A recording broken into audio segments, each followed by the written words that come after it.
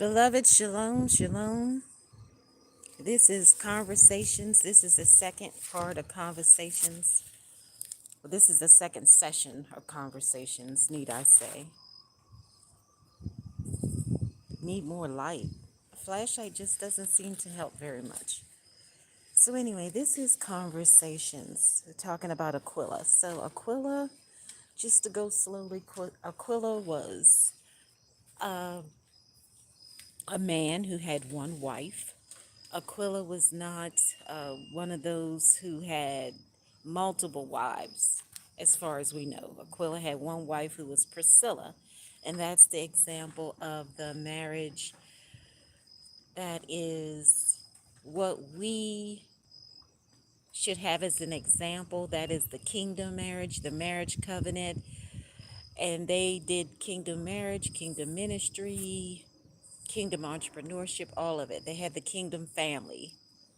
I'm not certain if they had children or not. Anyway, we're going to go a little deeper tonight and talk more about this kingdom marriage and the marriage covenant and this marriage season and all of those who have entered their marriage promise. They're already married, so it's not that they're waiting for the engagement. They're not waiting for the betrothal, or they're not waiting for it to happen. It's already happened, and we know that everything happens in the spiritual for the natural. So, if this is your first time joining in, welcome. Come on in. We're talking about kingdom marriages. This is the month of Elul. The king is in the field. I am my beloved, and my beloved is mine. I am wearing all white today. You can't really see it because you can't really see me, but I'll give you a glimpse of the white just so you can see the white. So, yeah, I've got on all white today. White represents purity, and we're going to talk about that because we have to be purified. Not just the husbands and the wives, also the children and the children's children. All of us have to be purified. We have to be cleansed, purified, washed, refined, all of that. Pruned and purged. So we cannot lean to our own understanding. Too many people are following people, places, things, and self today. You cannot even trust the person in the mirror. So we're going to lift up gratitude to the Maker for every good and perfect gift, and we're going to get right into this. Again, my name is Shifrah Yocheved Yisrael. I am here to bring something of priceless value to you, not to take anything from you. We have those hidden treasures within us. We have everything that we need, just like a seed. It only has to be birthed out of us. Avina Makina, our Father, our King, we come boldly before your holy throne of grace. We give you all the glory, honor, and praise. We reverence you. We worship you. We praise your holy name. We thank you for giving us all that we need for such a time as this so that we can come together in unity so we can know the truth and be free from all darkness, deception, disaster, and destruction, and so on and so forth. And we thank you. We magnify your name, the name above all names, Hashem Adonai, our Maker. Thank you, thank you, thank you. We're so grateful. So there's a little bit of rain that's going to fall down from the sky onto earth. However, this is not going to be a long live. It's going to be kind of quick. Thank you, all of you who are joining in now. Thank you. Welcome, welcome, welcome. Please like, share, subscribe, and connect. You can reach us directly many different ways. You can go through email, shifrayahavedisrael@gmail.com. I will put the email in the description as well as the live concludes. And you can also connect on Facebook, Instagram, TikTok. Yes, TikTok. And of course on YouTube. There are many different YouTube channels. I encourage you to connect to Garden Seeds for Life, which is my plant-based channel. This is plant-based for our group. So this gives you tips of the plant-based lifestyle. Because all of us need to have excellent food for our nutrition, for our mind, body, soul, and spirit. So I'm going to get right into it. Let's get right into it, shall we? Conversations. We're talking about Aquila and Priscilla. They were that perfect example of the kingdom marriage, the kingdom ministry, the kingdom entrepreneurship. And I'm not certain if they had children or not, but if they did, I'm pretty sure that their children definitely were raised up in a household that was loving and kind. And that's what we're talking about. We're talking about this in this Kayat summertime. We're talking about love and marriage. So many confirmations, so many signs and symbols, signs and wonders. Many people have married, they have done it. It's over and done for many. And you know what? You're next. So, anyway, this is the month of Elul. The king is in the field. That's why I'm focusing on these beautiful little, whatever you call them, I'm not sure, plants that are swaying back and forth because it reminds me of the king is in the field.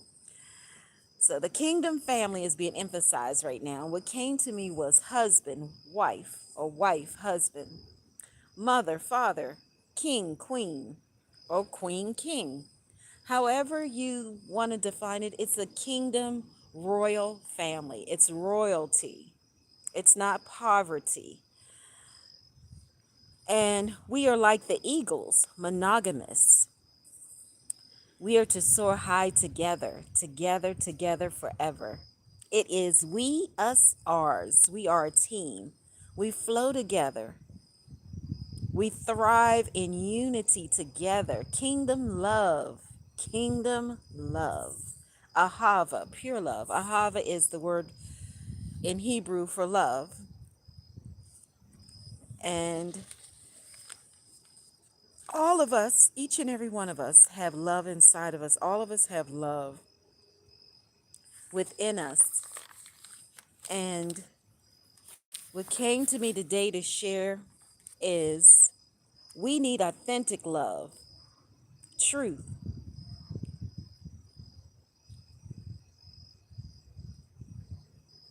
We need authentic love, truth, clarity, courage, boldness, discernment. We must be obedient and righteous, no compromise. Do not fall into the traps and the tricks that are set before us. Pass the test, pass all the tests, endure each storm, endure the storms, and we have to feed our spirit constantly. Beware of all deception, beware of delusions, distractions, disruptions, and darkness. No fear, fear no one and fear nothing. Trust the Maker only. Trust the Maker of the heavens and the earth, Adonai, El Shaddai, El Elyon, whatever name you have for the Maker, trust the Maker and the Maker alone. Do not trust in any person, place, or thing, and not even yourself. Test everything. We are to test everything. And you may say, well, how do we do that? Well, we have to test everything constantly, over and over again. Everything has to be tested because if we don't test it, we can fall for something that is not the truth. We can fall into something that has some truth in it, but something is missing, it's off. But if it's not the whole truth, it's not the truth. We need the absolute truth. So, what I would like to share with you today is never believe anything just because someone has said it or because it's written somewhere. And because we need to test everything, as I said before. Most lies are mixed with some truth in it. It's not going to be a total lie, but it's going to have some truth and some false in it. So do not trust even in yourself. The most important thing is to love above everything and all else. It is not about tangible things of this world. It is not about material things. It is all about what cannot be seen, what cannot be touched. Those who are humble, that seek peace and unity, are far more wealthy and wise than those who do not. So we always have to seek unity. We always have to go forth And we have to be sure that we're examining everything. The truth will set us free. We must desire peace and unity. Division will only lead to disaster and destruction. You want to avoid division. Always avoid division. Always. Know the truth. Teshuvah, repentance, to turn away from that which is not holy, that which is not clean, that which is wrong. We want to go the right way, not the wrong way. The human mind, the human heart, be careful. It can be dangerous. Deception, darkness, and delusions can creep in, even when we are not aware of it. So we always have to be alert, aware, awake all the time. And we must be sure that we block everything that needs to be blocked. Whatever needs to be blocked should be blocked, not just for the kingdom marriage, but for everything in our life. We want to be sure that we go through the open doors that have been opened for us by the maker of the heavens and the earth, and not go the wrong way and go astray. So I would like to warn you, please do not open the door or allow disease to enter. Disease needs your permission to enter. Deception has to be invited in. And darkness has to have an invitation. Keep that in mind. Because so many people are deceived by believing that all these things just come upon them randomly, and it does not. We have to open the door. It needs our permission. We have to be sure that we are going through the right doors and not the wrong doors. And as you know, it is not about that which is tangible. It is not. We have to know the truth, and we have to be free. So you may ask, what does that have to do with the kingdom marriage covenant? It has everything to do with it, because there are people that have married or will marry somebody that is not their kingdom spouse or their ordained spouse. And that is a real problem, because when we allow the counterfeit, the imposter, the pretender to enter into our lives, for those who are righteous, for those who are connected to the maker, we will fall into all kinds of chaos and confusion, and things will turn upside down quickly when we are with the wrong person. And you may not believe this, but I have some examples for you. Samson and Delilah. Whether you believe the story, you don't believe the story, the message is just the same. Sorry for the background noise. That was a plane or something going over. It seemed like a helicopter or something. Anyway, Samson and Delilah. Delilah is often she's spoken about as the villain, just like Jezebel. But keep in mind that nobody can overtake you unless you allow them to overtake you. Nobody can control your life unless you allow them to do it. And a lot of people miss that. Samson, he gave in. He compromised, and that is why he fell. Delilah is really not the blame. He is the blame for his own compromise. He was not alert. He was not aware. He was not awake. He didn't use his discernment. He didn't ask. He didn't seek wise counsel. That's so important, especially now with all of the deception going on in the land of the living.